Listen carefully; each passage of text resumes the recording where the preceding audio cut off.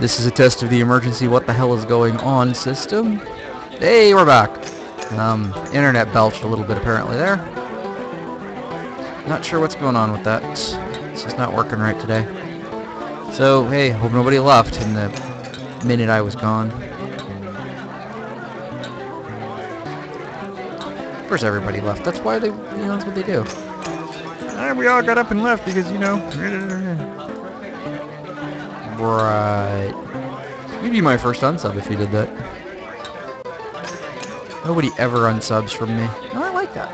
And of course, if you are interested, you can always subscribe and follow me by hitting the follow button there on the stream player. Then it'll hook you up as a member of the congregation. You'll get email notifications when I go live, and you'll generally make me feel happy.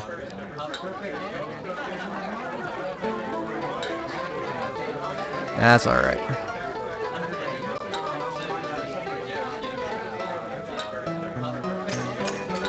Let's talk to this Phil guy. Try as you may, you can't understand a single growl he's saying. Odd. Welcome. Are you and Mike related? Not in the way you probably mean it. Is it too nosy to ask how you are related? Well, ask Mike. He'll tell you what he wants you to know. Yeah, you two are related, all right.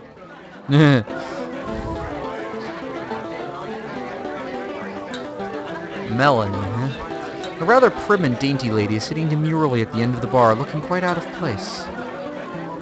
Hesitantly, not wanting to interrupt the large fellow speaking to her, you introduce yourself to the lady. She offers her hand, which you shake, and she introduces herself as well.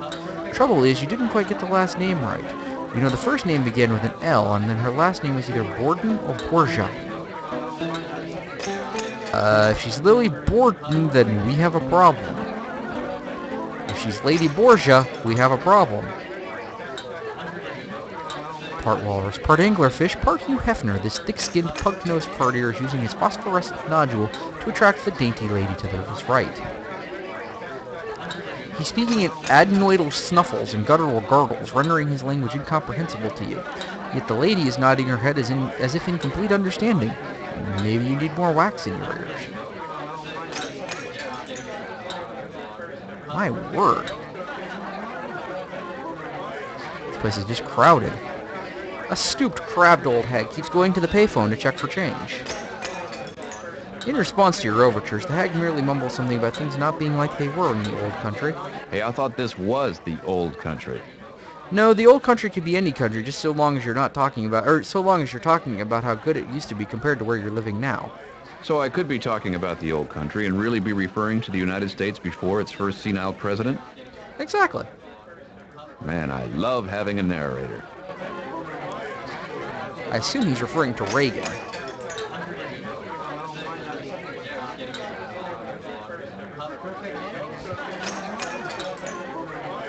An elf, appearing somewhat overwhelmed, stands in the center of the room.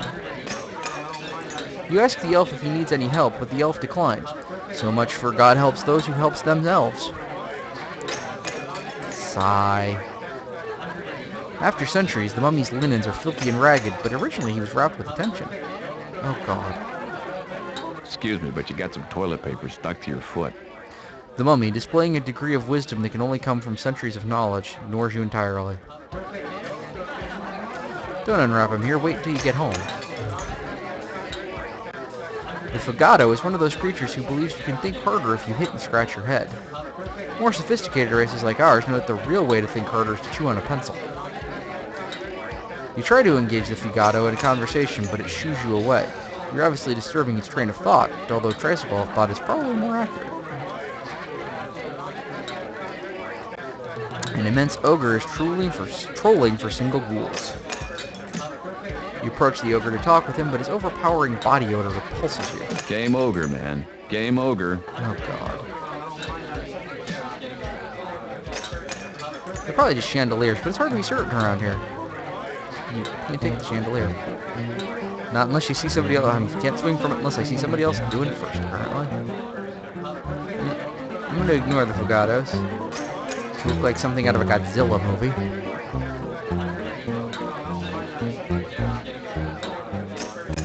A silent, unlit jukebox sits on a small table near the fireplace. That thing doesn't work. I guess I should get rid of it. It's been broken for a while now. How long? 30, 40 years.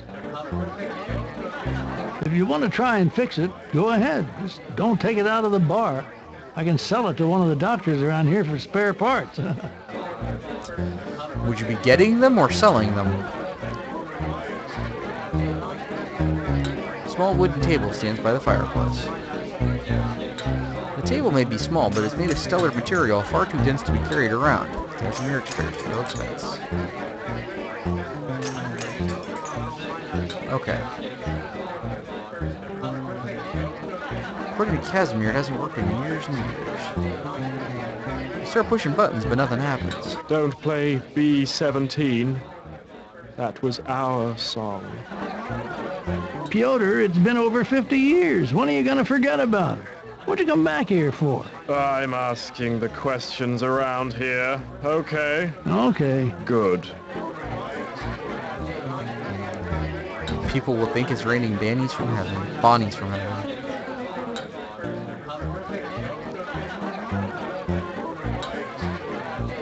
There's a nice little wooden stand meant just for the jukebox. If you're tired of carrying the jukebox around, which is perfectly understandable, put it back where you got it from.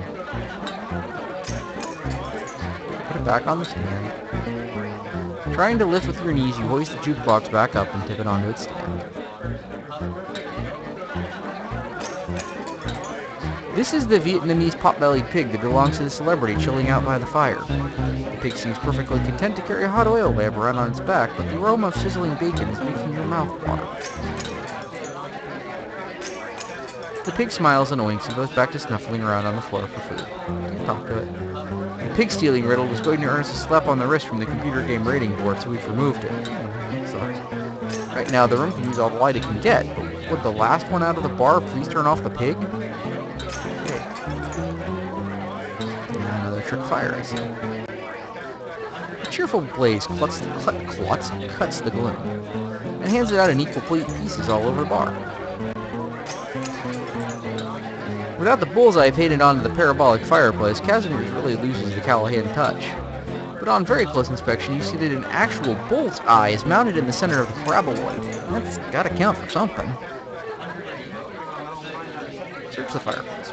You poke around in the fireplace and iron get out a few questions about the similarities between Callahan's and Casimir's. And iron out, excuse me. Sometimes they write themselves, sometimes I wish they didn't.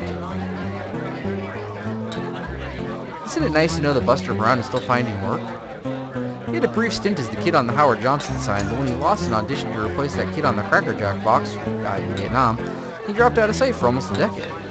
His dog, Taj, actually Taj 7 by that time, was hit by the Oscar Mayer Wienermobile in 1975. Since then he's gone from partner to partner, and now he has this Vietnamese pot-bellied pig. He seems lost in thought. You'd hate to disturb the poor guy's reverie, and he gets mobbed everywhere he goes. That is in fact a very big mouse. The big mouse in the verdant overcoat is regaling his dwarven friend with poetry about capital punishment. You can tell by his eloquent manner of speaking that he's a rodent scholar. Thanks again.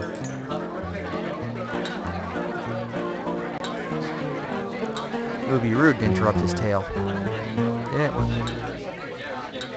The Grim Repo Man is taking a break from repossessing souls to play a little solitaire. You begin to converse with the Grim Repo Man. He stops fiddling with his cards, looks up at you, and smiles. Although the smile is genuine, the overall effect chills you down to the marrow. You've got a ways to go before you can look past the surface.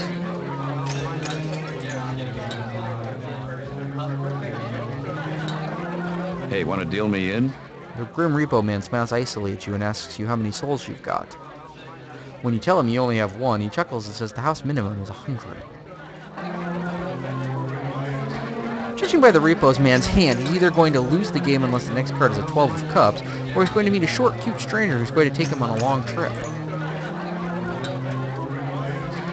Now you see, you should have bought yourself one of these monkey skull candlesticks while they were on sale at Pier 1. No. Put out the light, then put out the light. You're doing it back. What? I don't quite get that one. You begin to take the candle when you notice a small label on it. The label reads, Dr. Roberts Liposuction Clinic. You think you'll stick with beeswax. This is a haunted deck. You can only play with it once you've spent a whole night in the card case.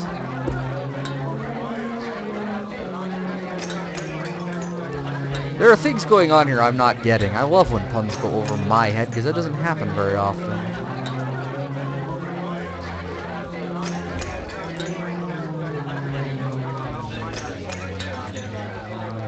A surly dwarf sits and patiently listens to his friend the mouse pontificate. He probably wishes he had some mace.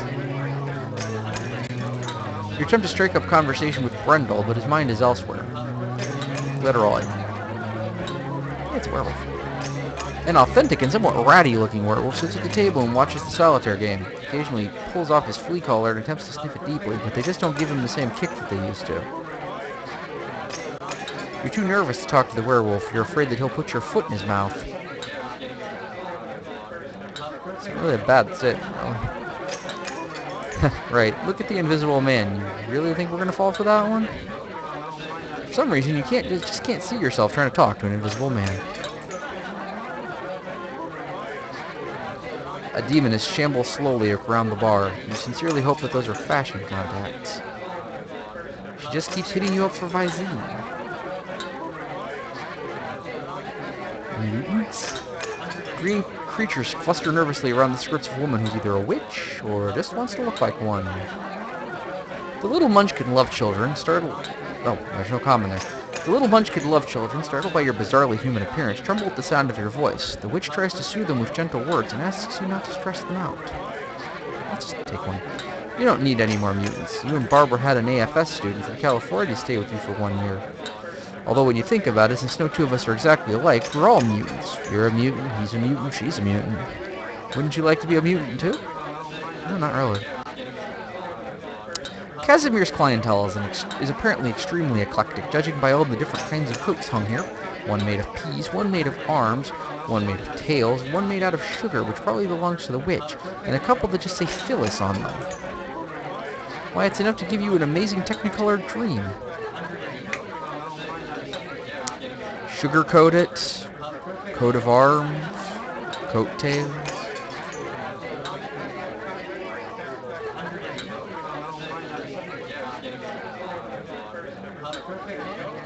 You compliment the witch on her good-looking brood. She explains that they're adopted. Apparently Yoda swept through Munchkin Land 1 week and they made the mistake of letting him crash with the Lullaby League. 9 months later, poof! The gentleman appears to be made out of Play-Doh and popsicle sticks. He asks the golem how come he doesn't dry out, but when he tries to speak, he only manages to extrude clay from his mouth. It drops into his zombie and he slowly drinks it down. Let's search the coats. You hesitate to search the coats as it entails a blatant disregard for privacy which runs contrary to your nature. It has nothing to do with the fact that some of the creatures here would probably eat your face off. Actually, that's a prejudice born of all those years of ghost stories and B-movies, even though these monsters would, for the most part, prefer to live and let live. Excuse me, we don't like the word monsters. We prefer fictionally abled. I'm going to have to remember that word. The lurky insectoid looks shy and almost cute, but he's really a member of the local SWAT team. You try to chat with Ferd, but you don't like the way he keeps looking at your face and sharpening his talons against themselves. This slightly fish-faced, sloop-jawed beast is holding forth on how his ancestors ate the Mayflower. Ate the Mayflower? You start to say something to the beast, but Doc's words ring in your memory. Never interrupt someone with somebody with whose mouth is bigger than your head. You know what? That's a good strategy. Perched on the bar, downing a sweet-looking ultraviolet concoction, is a griffin. Okay, so the eagle head looks like it belongs on a punked-out hyena, and the lion looks more like the cubit from hell, but it's a griffin in the sense that up until a few minutes ago you wouldn't have believed it existed. But now you know, not only does it exist, but it can probably drink you under the table. The griffin has been pigeonholed by that sloop-jawed beast. That's everybody in the bar.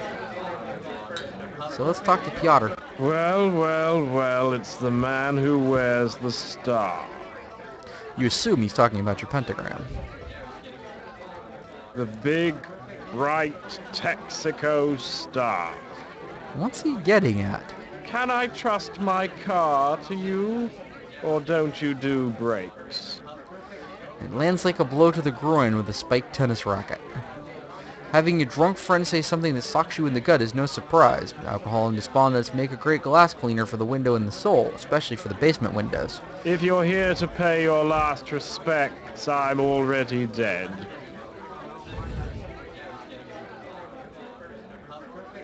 Pyotr, dear Pyotr, come home with me now. No.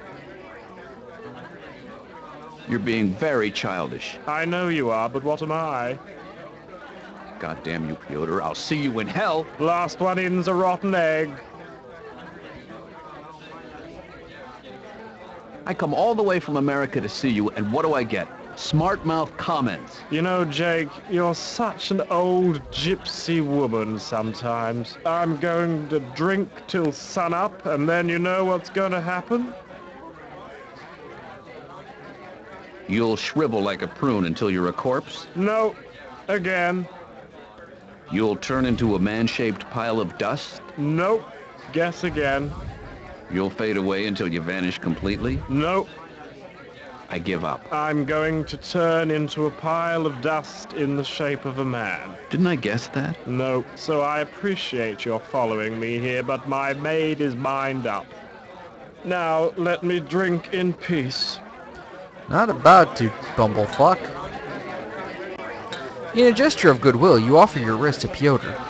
Pyotr once explained that in polite Transylvanian society, a human will offer his wrist, or in more intimate circumstances his neck, to a vampire, and the vampire may choose to drink or not. If the vampire chooses to drink, he or she must not draw enough blood to harm the human or turn him undead. This supposedly constitutes an offer and anticipated acceptance of a trust between the two. The vampire is not to take unfair advantage of the human's weak will and fragile life, and the human is not to open the vampire's coffin in direct sunlight or drive any large objects through his heart. But Pyotr, you have a history that makes this gesture curiously formal. Pyotr frowns slightly and shakes his head no. Interesting. You make the polite Transylvanian gesture of offering your wrist to the vampiress and are relieved when she merely tilts her glass to you to demonstrate that she's got all she needs for the moment. How about this guy?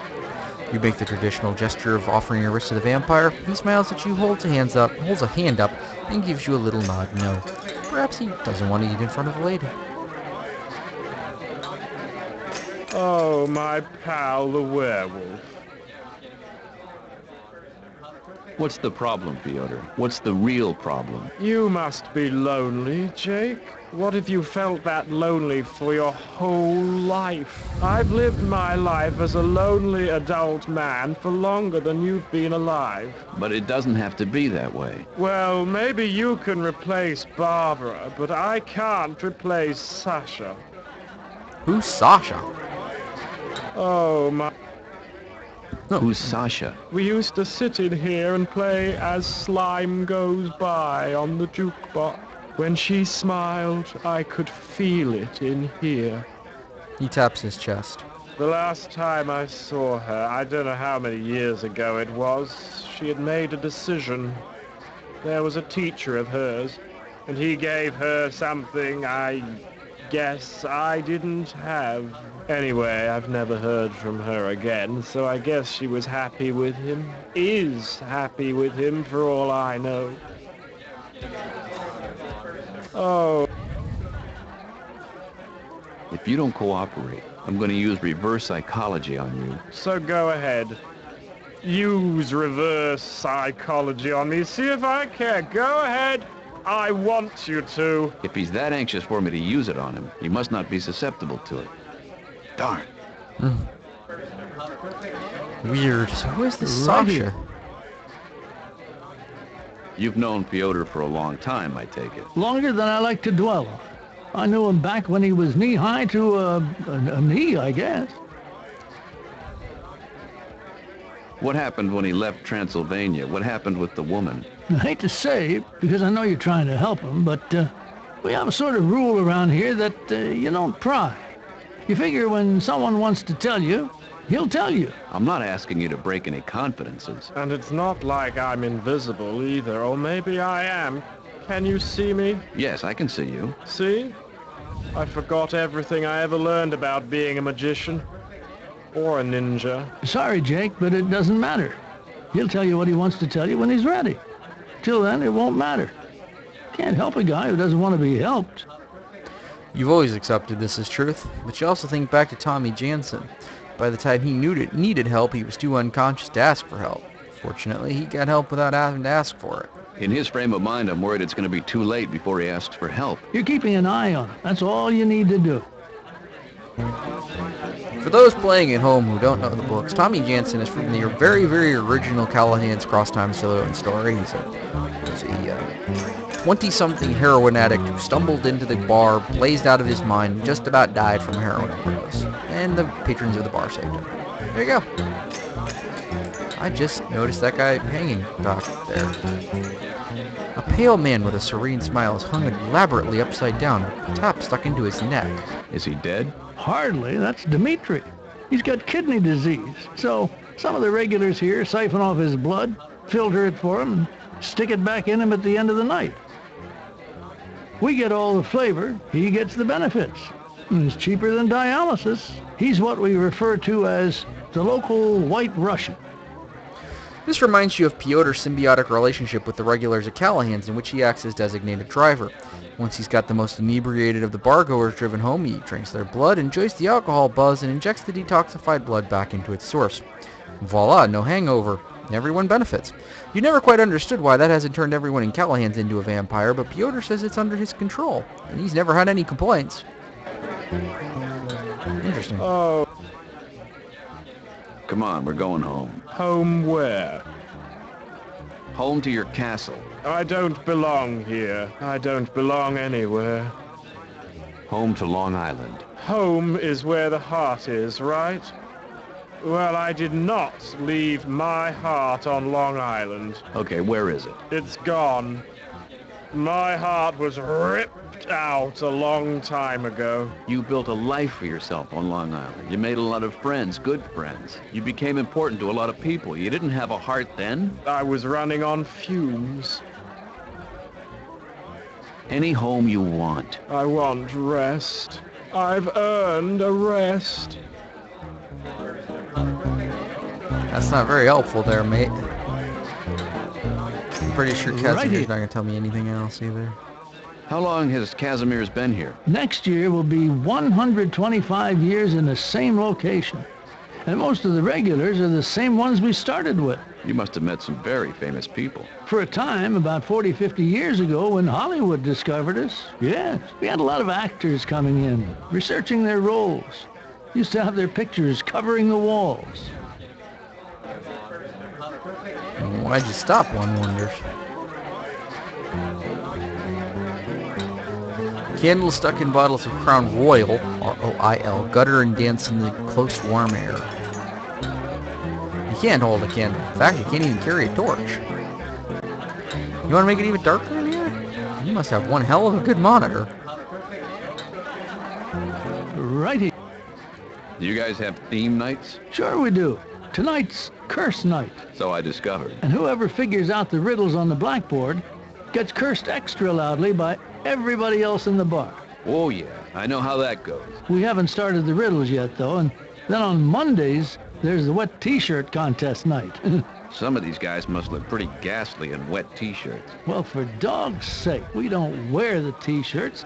Everybody brings in their favorite t-shirt. We dunk them in the sink, lay them out on the bar, and whichever one looks the best when it's wet wins.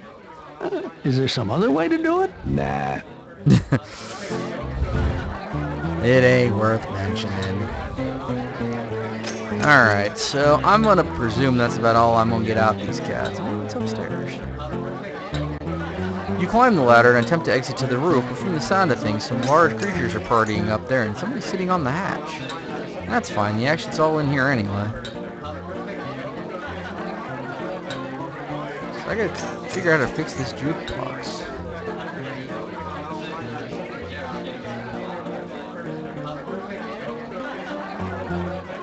I wonder how you do that. Oh, hold the tabs to make my inventory.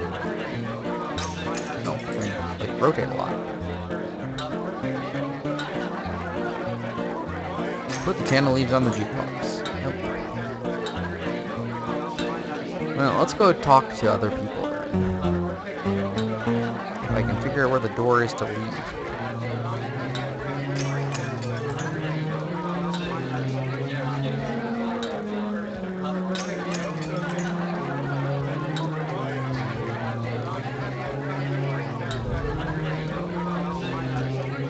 Casimir's place is more similar to Callahan's than it is different, and a similar atmosphere prevails of tolerance for other races. Tolerance is tentative sometimes, but overall it's pretty remarkable nonetheless.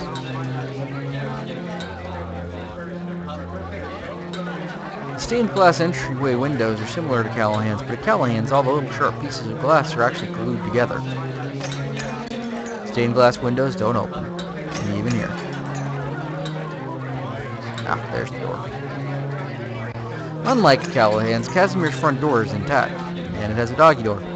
This reminds you to suggest one be installed for Ralph von Wow Wow. Wow, excuse me. Callahan's resident talking German Shepherd. If I remember correctly, he's a cop and knows how to use computers. Probably shouldn't leave with Casimir's jukebox. Probably shouldn't. He told me not to. I'm gonna get that. Please, Mr.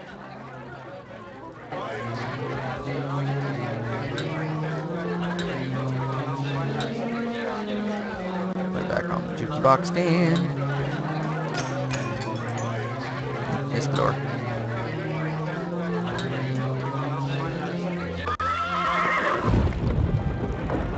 Alright, let me have a quick conversation with the driver. Where are we all? Let's go to the castle. That'll be... We'll ask, Chives if he knows anything. Ready to depart. I found Pyotr, but all he'll do is sit at the bar and drink. The master is drinking. If I recall, he'll get maudlin and unpleasant. Even inebriated, however, he is non-confrontational. If you irritate him enough, he would probably leave rather than engage in an altercation. Really? So if I piss him off... Not quite. By all. Where? I'm not. Then what good are you? None, basically. Alright, my mobile phone just flared up. 1 second while I, take a look.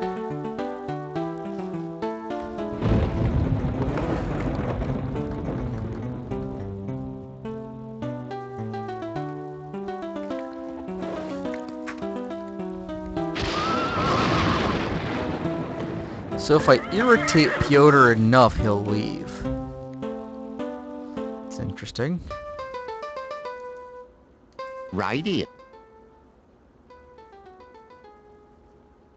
Where can I go again? Well, there's always downtown, sir. And there's the old gypsy woman's place, if you promise to behave yourself. Somehow I don't Right think here. that's going to be a problem. Well, let's... Straight away.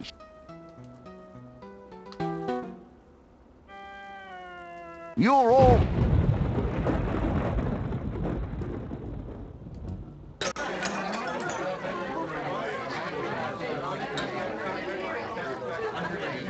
Some beautiful artistic direction, I have to admit.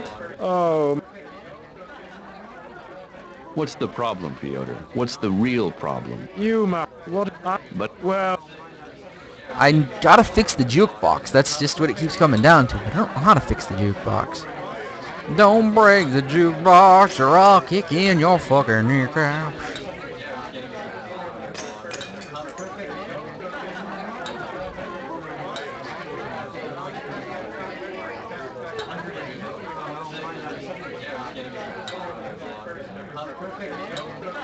No, don't quit. That would be very bad. Please don't do that.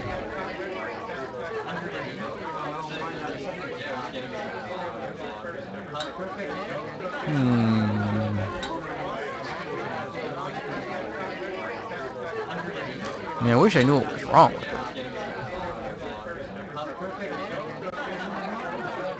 It'd make it a lot easier to fix. I'll tell you what.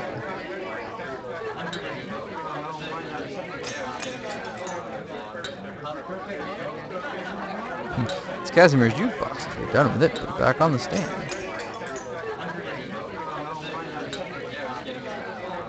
He doesn't want a jukebox, although he's always wanted a 1981 Xenon pinball machine. I'll tell you what, as somebody who knows pinball machines modestly well, so do I, friend. So do I. Casimir's bar looks a little more scuffed and abused than Callahan's, but then again, the Callahan's regulars keep their fingernails better manicured than some of these creatures obviously do. But underneath the hazy finish is a similarly grand piece of wood. Dimitri is oblivious to everyone and everything going on around him. He's just enjoying the experience. Dimitri doesn't need rescuing. He could use a good pair of gravity boots, though. Those ropes can't be comfortable.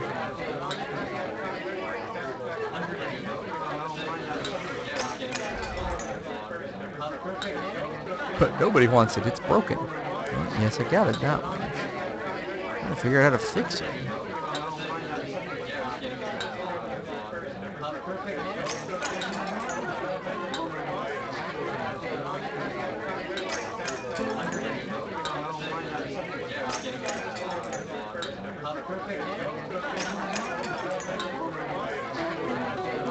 I mean, how does one go about fixing a broken jukebox? Alright, rock on, get me some stuff.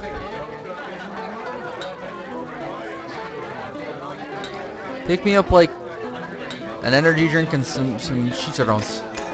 However the hell one says that word.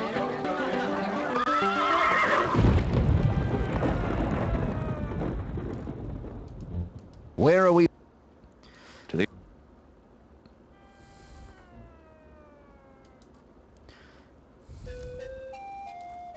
Hello, Mr. Do you and the driver have a thing going? Did you hear that, Mr. Eisenstadt? He wants to know if we've got a thing going. He's a crafty one, that boy is. Should I give him an answer? He didn't ask me, madame. He asked you. He's a very evasive man. He's a very well-respected man, and that accent... Hello, Mr. Just wondering how I can get this curse mark off later. Well, any qualified surgeon should be able to get it out for you. But you have to make sure they get the whole root. If you've got a syringe, you can get rid of it yourself with a little weed killer. But don't tell the kids I told you that. I could get in big trouble. Right. I almost Hello, Miss... Just one... Well... So you're not of any value. You try to reach past the old gypsy woman to take the mushrooms, but she grabs your wrist with an iron grip. Hey, keep your hands off my shiitake. Sorry, ma'am. What do I look like, Baskin Robbins? Take my advice. Wait till next week. I'm making a batch of my own dried newt for my nephew Theodore's bar mitzvah. Right then. This is my last bottle. We're expecting another shipment tomorrow or Monday. Nah, okay. Hey, don't grab, ask. Would you pass me one of those bottles? That's better. No. Bitch. While the gypsy appears to be looking away, your hand darts out to take the sprig. As you do, the gypsy clamps a hand on your arm and squeezes it uncomfortably. Hey, buddy boy, I drove a school bus for 30 years. Don't think you can get away with anything. Boy, do I know how that works. The curtains are a very faded floral print fabric. You see, color-safe bleach is very misleading.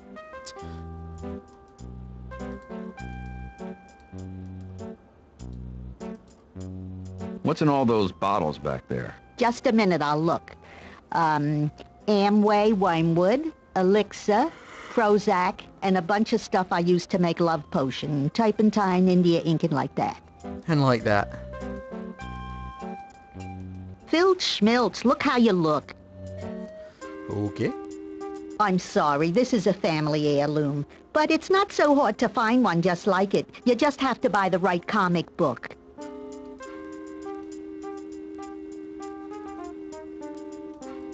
You're wearing flannel? Suffer. You're wearing flannel? Suffer. The shutters are meant to be decorative, not functional. They lend the caravan a nice trailer park touch, as does the tornado damage. They're not meant to close. They're hardly even meant to stay on.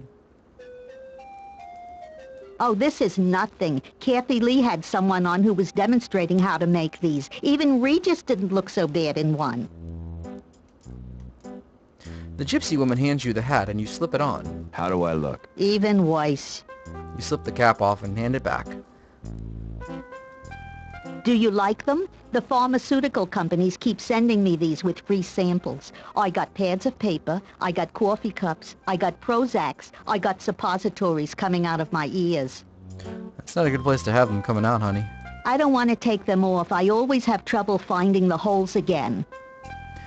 Yeah, that's not unbelievable. Tassels?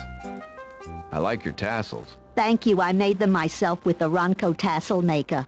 Also snaffles all kinds of caps, and it really, really works. Pull your tassels. You pull gently on one of the tassels, and the length of the fringe bounces merrily. Okay, well, that was useful.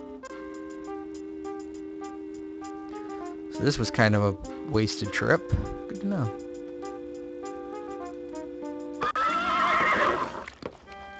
There you are, sir.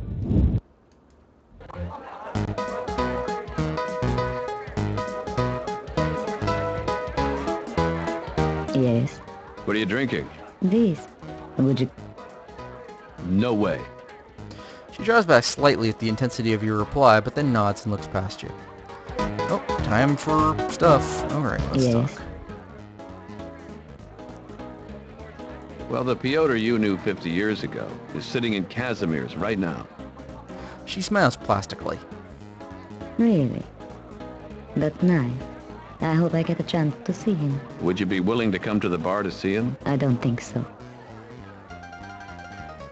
Why not? I don't believe I owe you an explanation. The glare she casts your way is not angry, but defiant. This is for him. I know that. I do. She sighs, looking both regretfully and simply disinterested. Yes. Well, Really? would you be... I'd... What if I told you he could really use a friend right now, and it sure as hell isn't me? Then I think you should stay away from him. Why would you refuse to do this? I don't think we've parted on the best of terms. If he's feeling poorly now, I truly doubt seeing me will lighten his spirits. But I believe he's fortunate to have a friend like you. And I hope you succeed in helping him. Now let's try the offer the blood.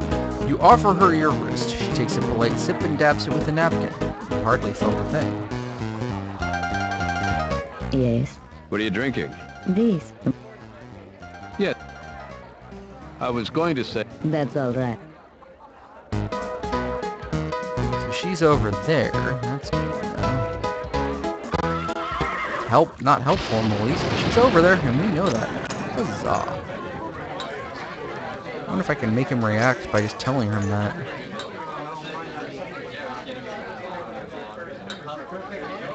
Oh.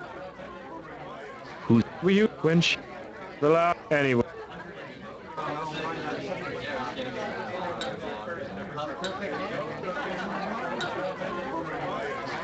Just keep making that offer over and over again. Nah, it doesn't work. So I gotta fix the jukebox somehow to annoy him into leaving, I guess. How in the world am I gonna fix a jukebox, though?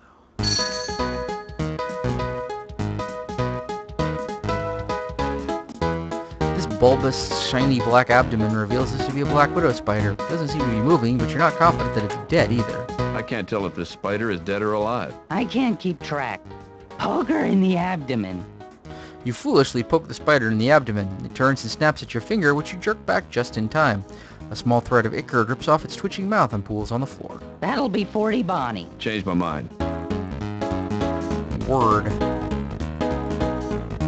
I swear you look like the cover to a Grateful Dead album.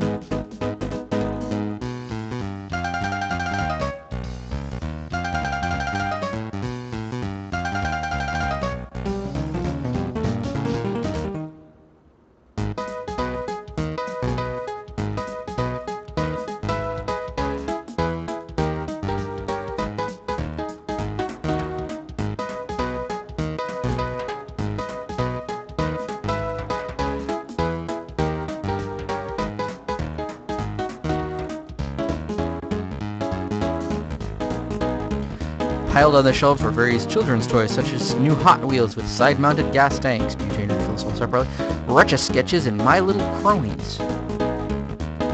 I'd like to buy some of these toys, but I don't want to have to carry them around with me. We do mail order. Okay, maybe I'll wait till I'm back in the States. Then just give you a call.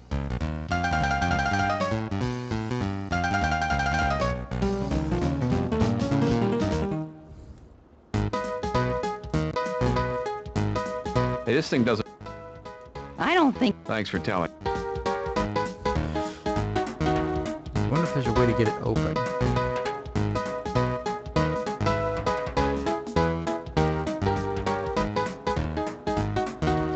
Because then I could, like, tear around inside and pull all its guts out. Shit like that there.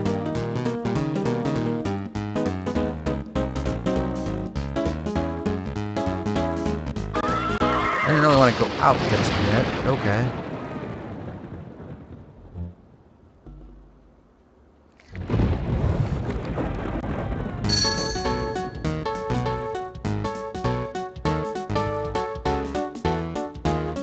How many sacks of tea do you need anyway? That was just a rhetorical question. Just our little way of saying that the one you bought is plenty. How can I... I think I'll... Oh, that's... What? I said... Oh, It's kind of interesting that he went from cannibal to... or from modestly normal to cannibal in about 2 seconds flat. I still don't know what the point of the wax lips are either.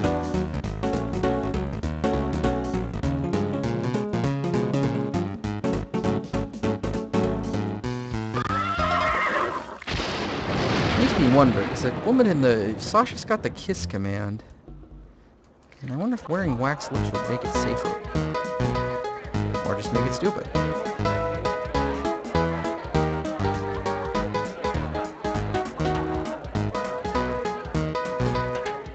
The wear command there's actually the same.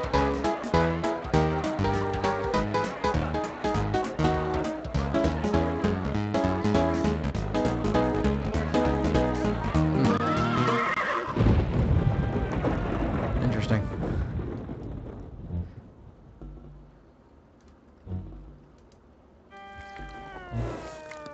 Well, I'm going to take like a 10-minute break, guys. I need to use the washroom, so I will be back in just a few minutes. Until then, relax, talk amongst yourselves, share burritos, I don't know. There's cola in the basement if you're really, really thirsty. Other than that, have a good time.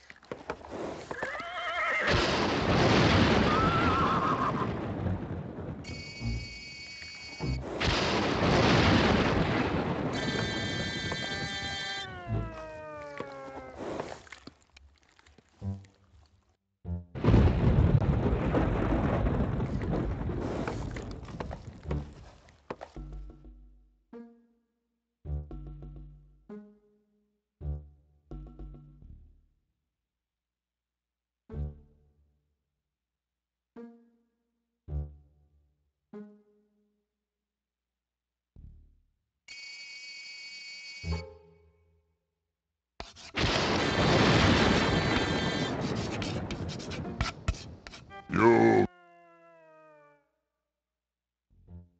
So how exactly did you become the man you are today? Tor not smart. Tor not declare major until junior year. Psych professor say Tor volunteer psych experiment. Say Tor get extra credit. Make Tor drink wine cooler. Fill out test. More wine cooler. More test. Until...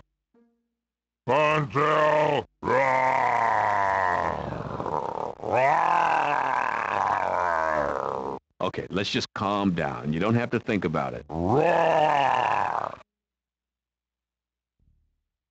Tell me more about the golfing. Door top seated on pro golf circuit before accident. Career over. Door try public relations. Bad. Bad. So what kind of madness do you actually have? I don't get a feel for it.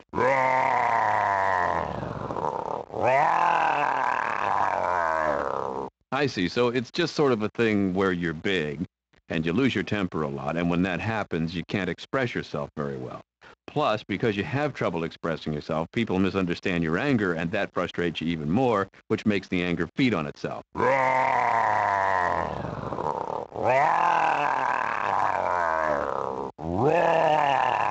But apparently the problem is a little more complicated than that.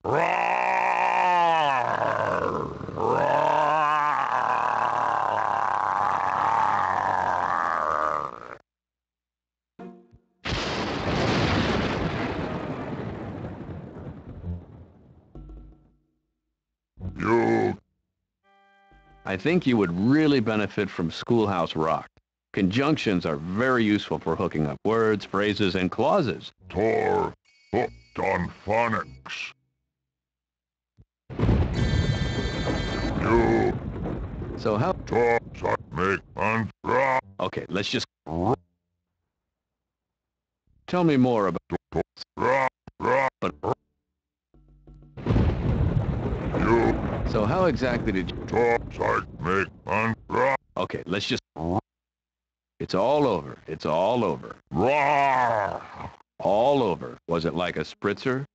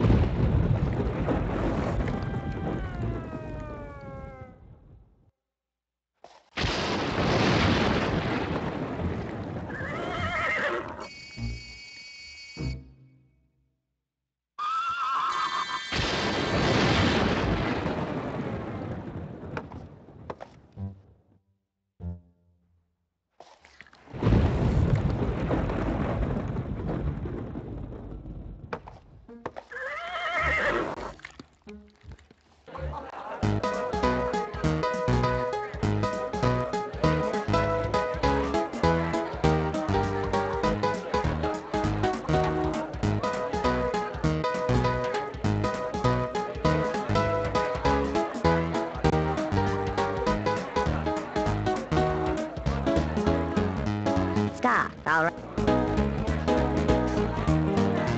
Yeah, hon. What's open? It's early in the evening, not a lot's open yet. Kaz's opens early, they'll be open. The 5 and 10 might be open. The First Fanny Bank of Loch Lomond used to be open, but they went under. That's too bad. Nah, that should have been buried a long time ago. They had free chicken accounts, but the stench of rotten flesh was enough to turn a rat's appetite. Any other places? Let me think. There's Horman's World of Spurtin. Any others? Well, it's always fun to go to the They lose. No. I can see that this is going to lead me into a lot of disinformation. Let's stop right now before you get carried away. Suits me just fine.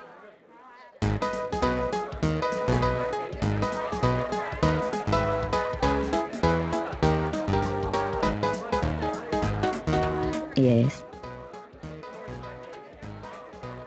Well, the P. Really? Would you be willing? I don't. Why not? This is for. I know.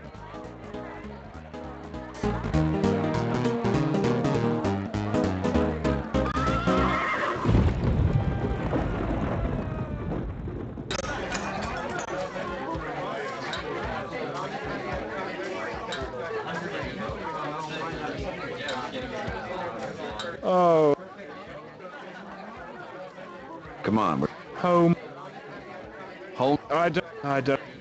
Any home. I.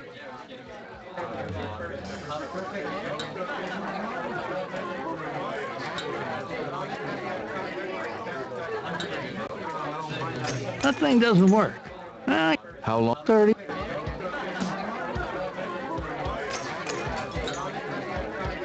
Please.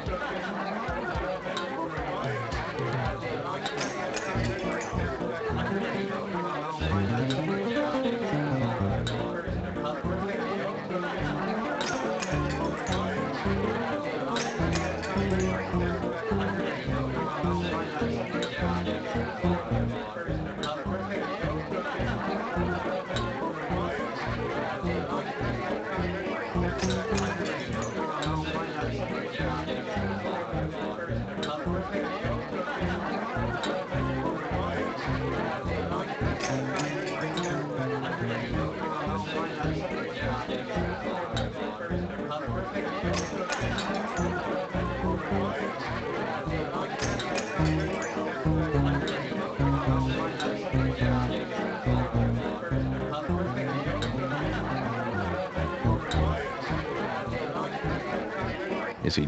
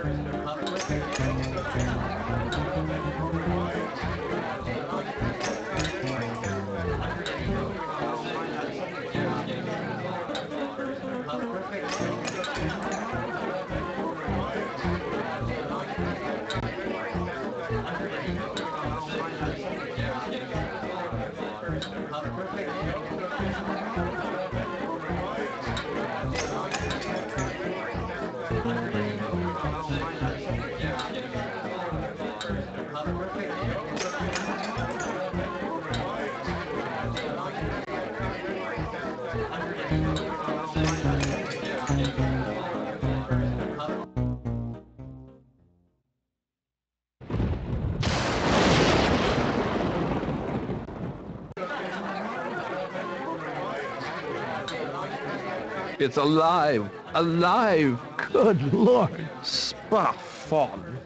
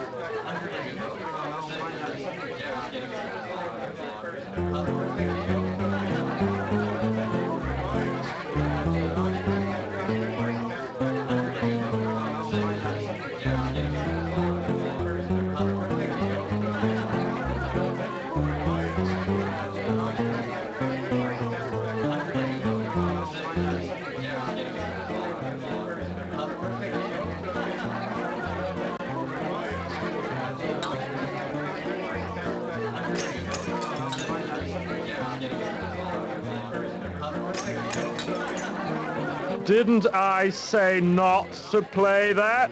Yeah, let's get out of here. Yeah. I can walk myself.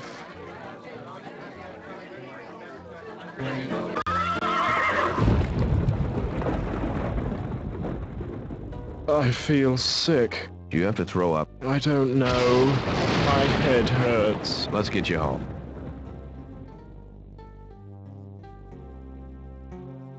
I don't want to go home. I'm not ready to go home. Okay, want to see if we can sober you up?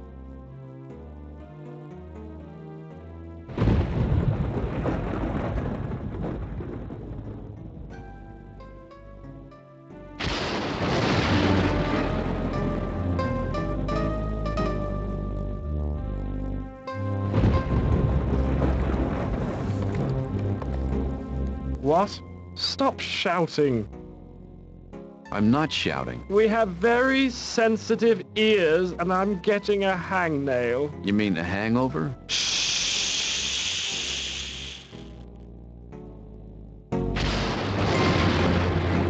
What?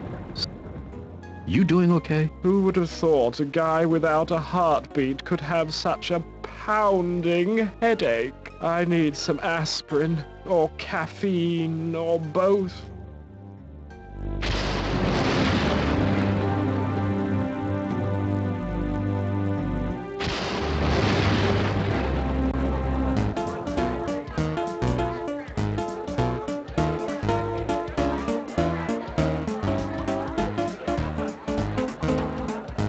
Piotr?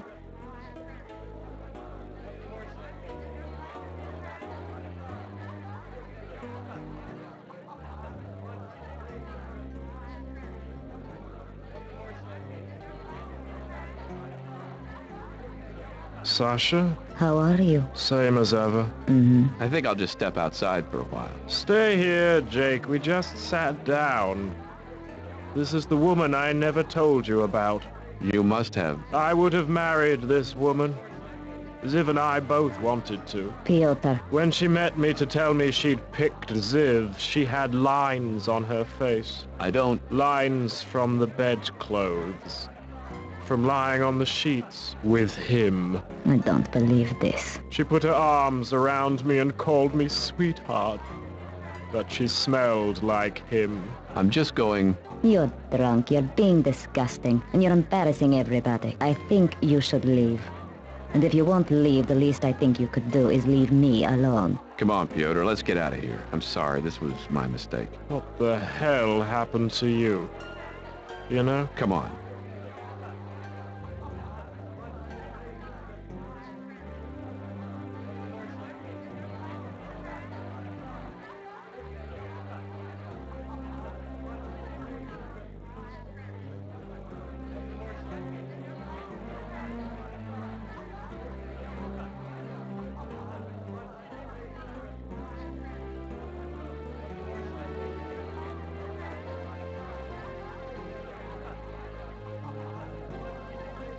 Is she still there?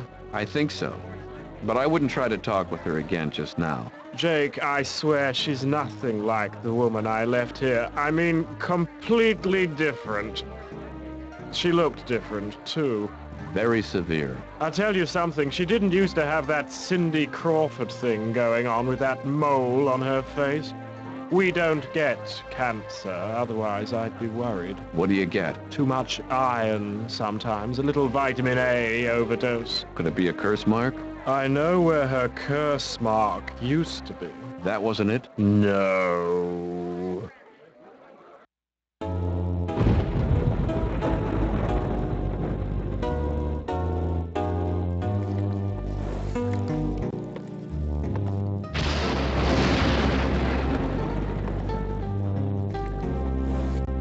What are you doing here? Well, on nights like these, I can make more in town, and then I pass the savings on to you. It's just one more way I make it easy to shop the old gypsy woman way. Hello, Mr. Werewolf. What if I knew somebody that might be under a curse of some sort? How would I tell this person's person how to tell what kind of curse it was? I'm very sorry. You're gonna have to do better than that. If I think somebody might be under a curse, how could I tell? Oh, I don't know if that's something you could tell, honey. I could probably tell if I could see exactly what the mark looked like. But I guess you'd have to get your friend's person here.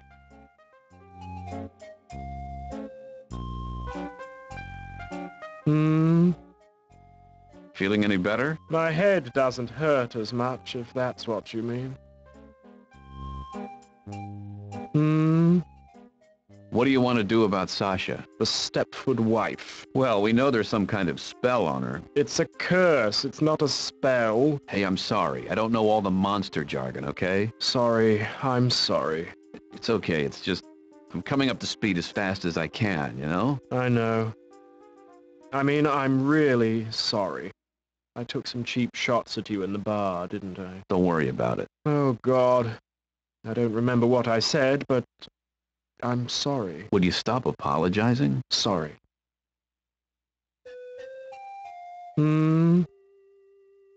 About the curse. Jake, we can talk about that later. Oh, right, I'm cool. And you're a mean mother. Shut your mouth. I'm just talking about Shaft. I can dig it.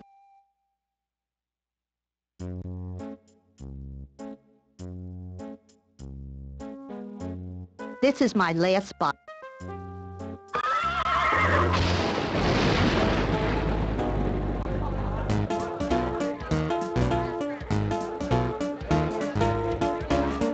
No offense to you, Mr. Stonebender.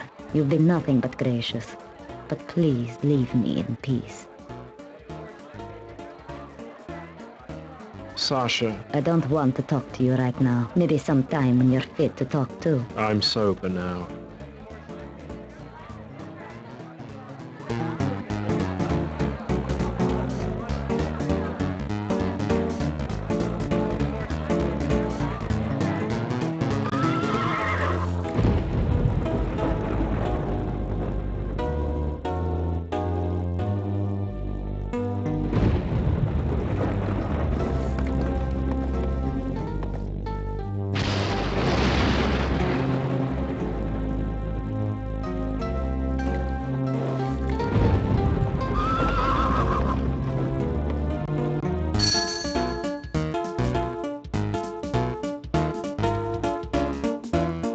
I'm sorry. We're only allowed to sell one pair per evening per customer. What a stupid rule. I'll break it for you if you let me eat your face. No.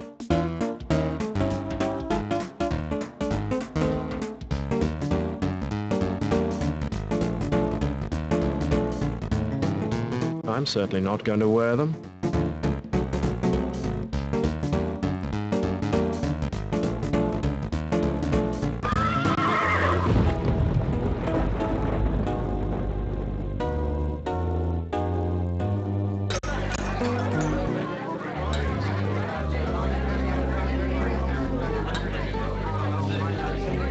Yes, fellas? Tell me about the glory days of Hollywood and Transylvania. Oh, it was very exciting at the time. Big-name stars would come here and the press would follow them around. So the hotels and restaurants did a boom business. Sometimes they'd shoot stuff here that was too expensive to build for themselves on the lot. You know, like big cliffs and castles and so on. One time I remember the woman who played the Bride of Frankenstein came here. Oh, she was so beautiful. I'd lose my nerve completely when she came in. I just point at her and go, yeah. Woo. Ray Harryhausen and the people who were working on King Kong came. Well, they were so disappointed that we didn't have a gigantic ape in town. Fay Ray was devastated. She was the one that sat in his hand, you know. But I guess the relationship she was having back in America at the time wasn't going so well. So she had hoped that that ape and her, you know. Anyway, today's stars, they don't give us a look. You think De Niro came in here before he did Frankenstein? Tom Cruise before he did that interlude with a vampire? Eddie Murphy? Not a chance. Yes, fellas?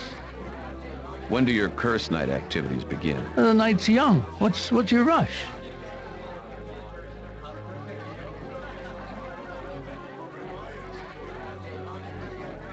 Because I suffered long and hard to get through the same thing just a while ago at Callahan's. And now that I know how to do it, I'm ready to kick a little monster butt. Mm-hmm. What's that supposed to mean? Oh, nothing. We just usually let the Fugato win. It's easier. Do they get pissy? Sometimes. And you were going to let me beat their pants off without telling me? Well, I figured the curse you used to get in here wasn't real, so you were kind of asking for it. Doesn't matter. They don't usually get violent, but they do cry a lot. They took the split with Hollywood kind of hard. Felt that they'd never really gotten a fair shake at it. You know, you can hear me a lot better when I turn the microphones back yes, on, too. Fellas? What's your house special? That'd probably be a death by chocolate. I know someone who would love that. What's in it? We give you a cup of grain alcohol and then dump your body off by the chocolate shop a few blocks down. That is one way to do death by chocolate, I will admit.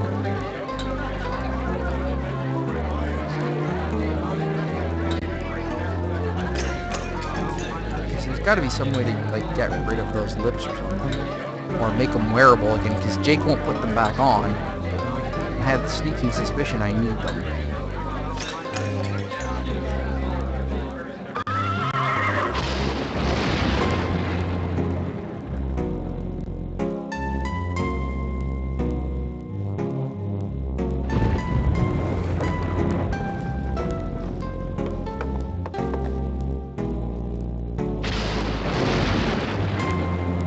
Master, Squire, what can I do for you then? Lead on, Macduff. You can tell me why you can't answer me directly. That'd be playing the raw prawn, sir. I wouldn't want to do that to you. It would be what? Playing the raw prawn, sir. I wouldn't want you accusing me of, you know, lifting the large shell. Wink, wink. What does that mean? I'm just trying to... Piotr, he just wants you to leave the tail off the kite, as it were, Jake. Don't worry about him. Where do you want him to take us?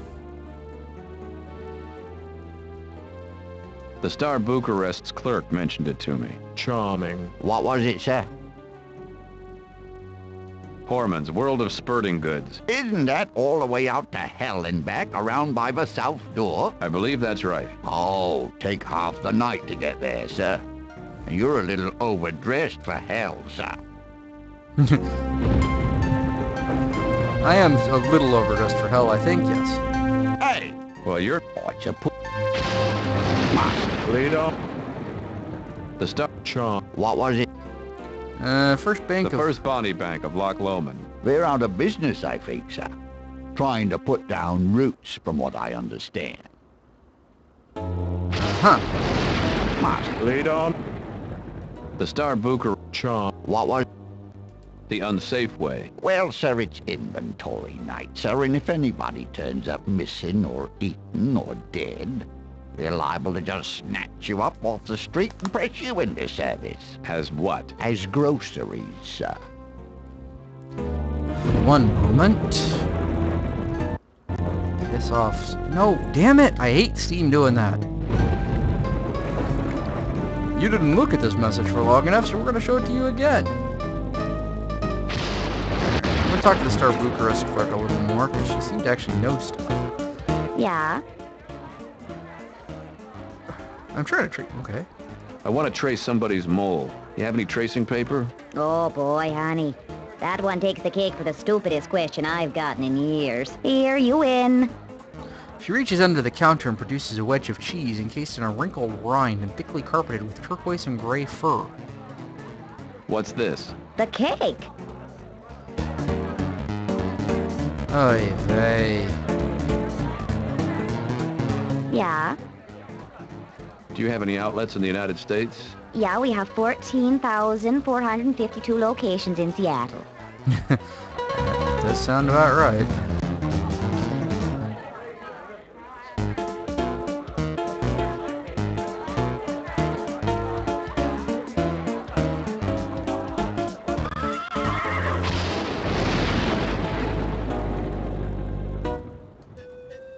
Hello, Miss... Do you and... Should I... He didn't. He's a very... He's a...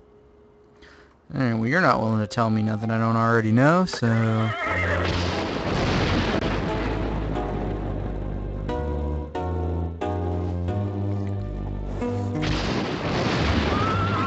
Master. Lead on. To the castle, I guess. A short while later, you find yourselves back at Castle Florescu. Pyotr leads the way into the castle.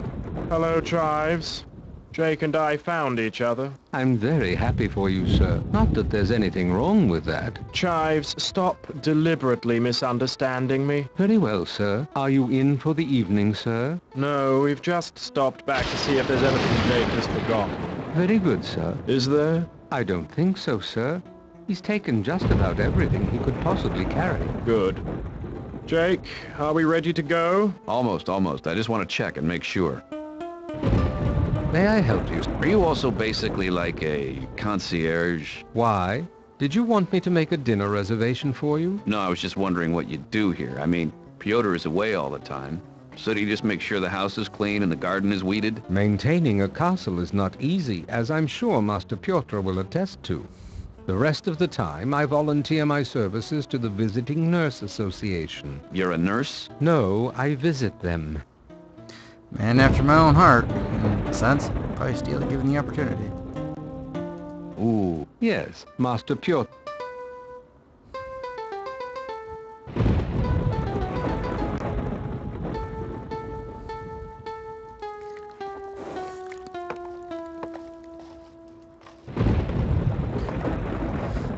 Feel free to take what you want. I'm not going to do that, Pyotr. You come back to New York with me, you talk to Mike Callahan before you consider doing anything. You wouldn't just be hurting yourself, you'd be hurting a lot of people. Well, pain shared is pain decreased, right? Yeah, right, that's what it means.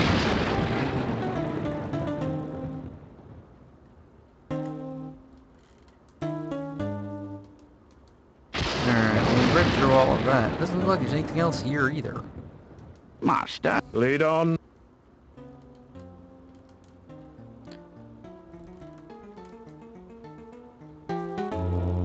King of Hearts.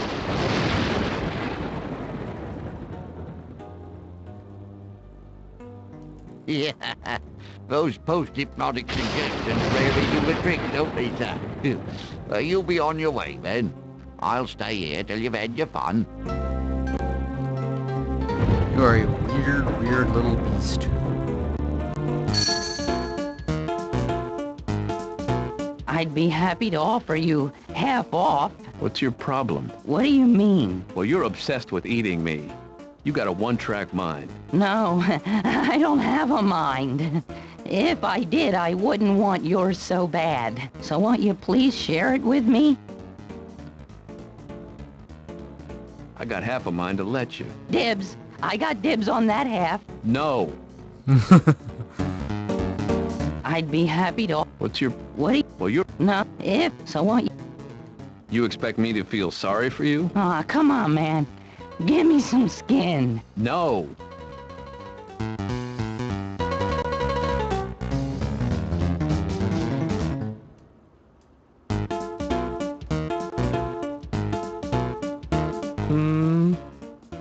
About Jake. Oh. And you're... Shut you. I can... Now comes the part where we waffle around for hours. What do you... Well, we know... It's a... Hey, I'm sorry. It's okay. I know. Don't worry. Oh, Would you stop? sorry.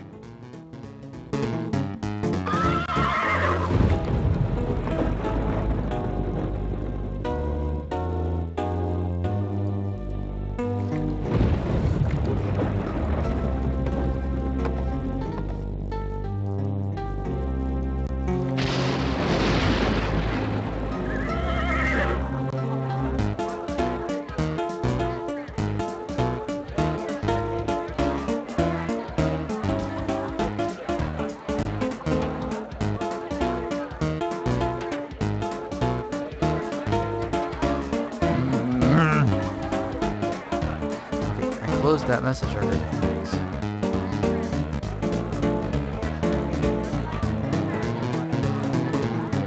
Yeah? I want to trace somebody's mole. You have any tracing? Oh boy, honey. Here, What's the... the cake.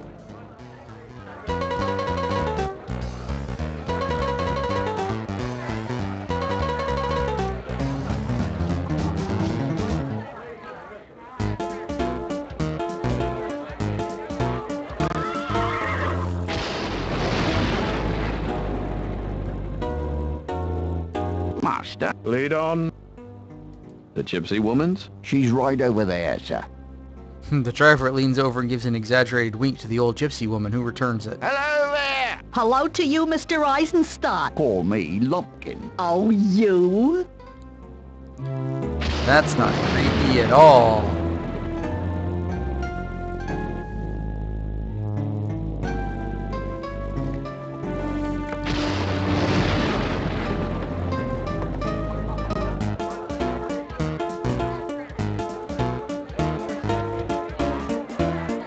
That's odd. Nobody wants a little pile of dried meat.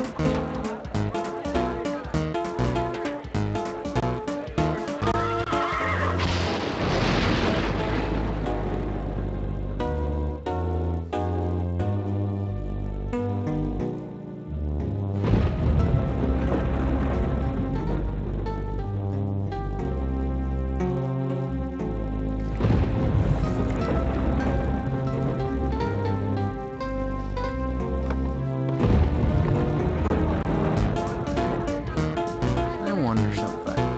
Still there?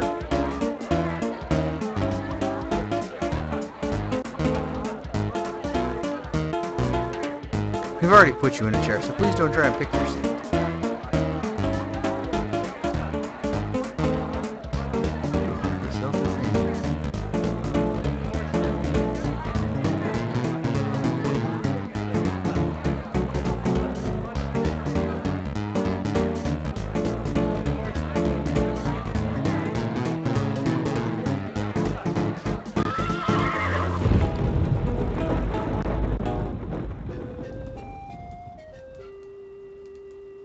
Hello, Mr.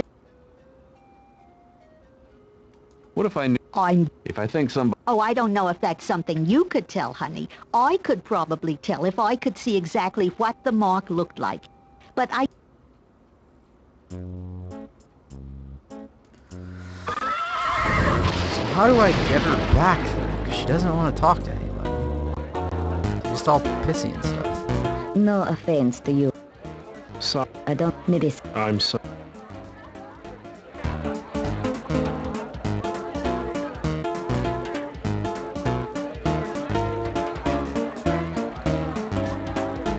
The mind kind of twitches around a little bit.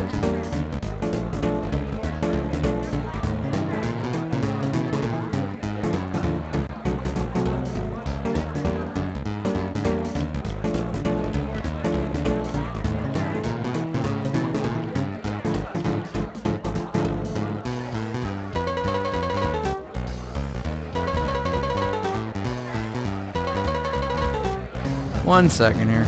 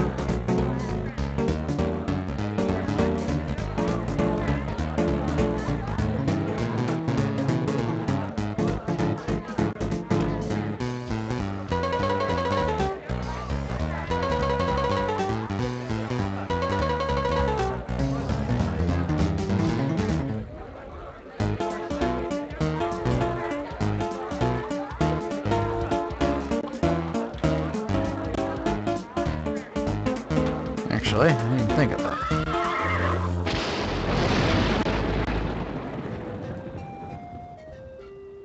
Very nice. I used to have lips like this when I was a young woman. That's what I was afraid of.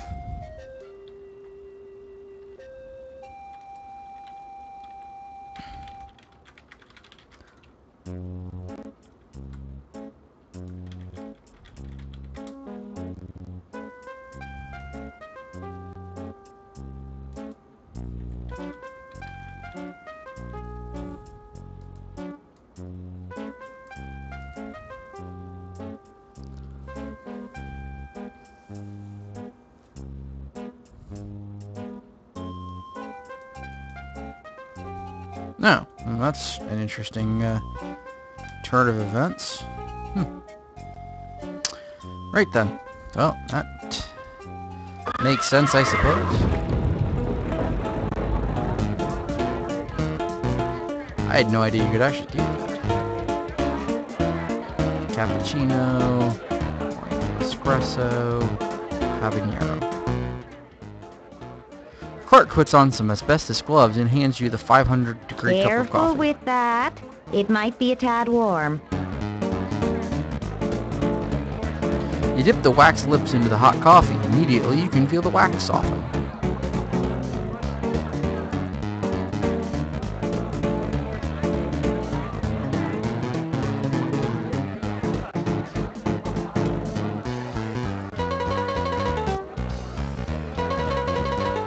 Alright, that might actually be a problem.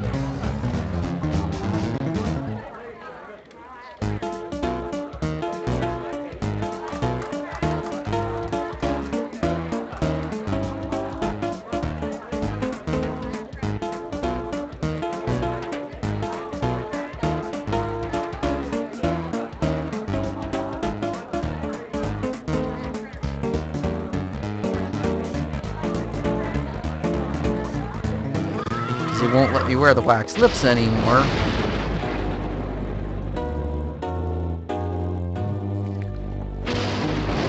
But I have to.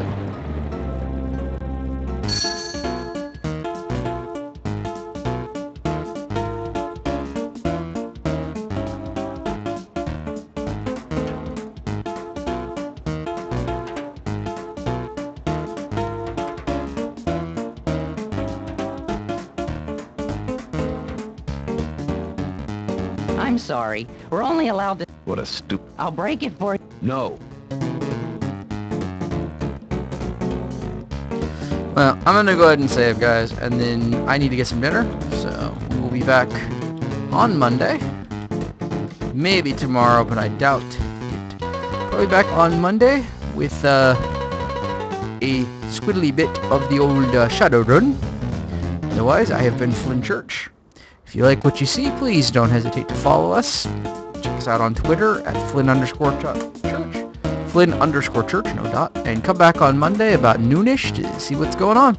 Otherwise, it's been a wonderful Saturday with you. Hope you had a good time. Hope you enjoyed what you saw. I'll see you again another time.